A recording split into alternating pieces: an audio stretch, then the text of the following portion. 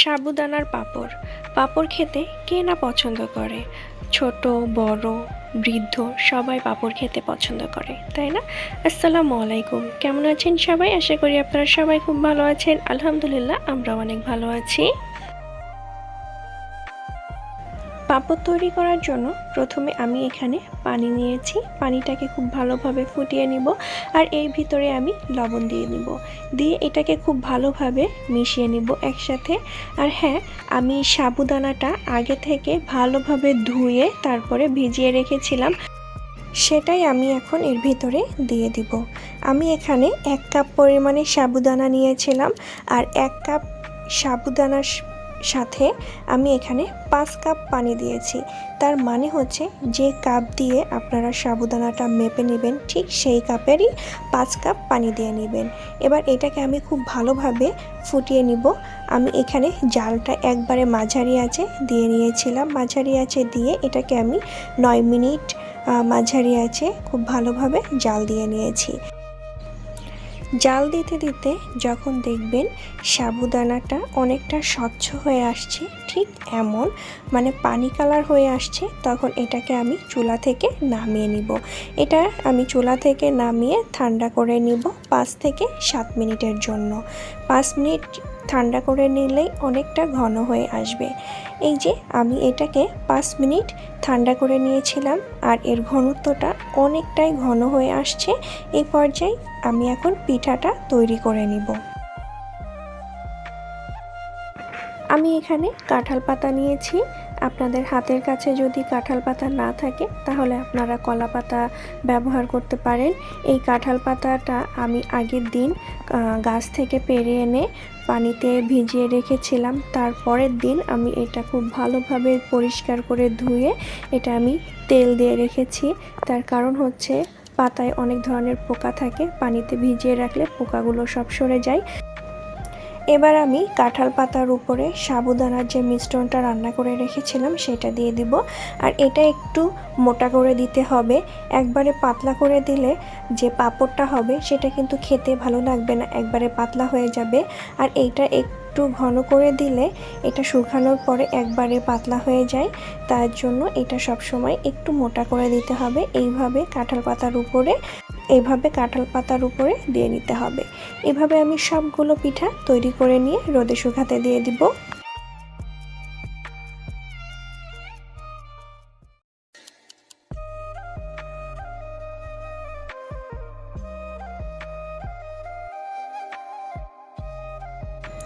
আমি সবগুলো পিঠা তৈরি করে নিয়ে এই যে রোদে শুকাতে দিয়েছিলাম, তো আমার সবগুলো পিঠা শুকিয়ে গিয়েছে। এবার আমি পাতা থেকে সবগুলো একটা একটা ছাড়িয়ে নিব।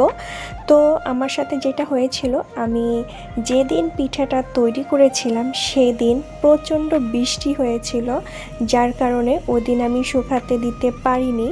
তো ওই দিন আমি যেভাবে পাতার উপরে দিয়েছিলাম ঠিক সেইভাবেই আমি রেখেছিলাম ফ্যানের তলে।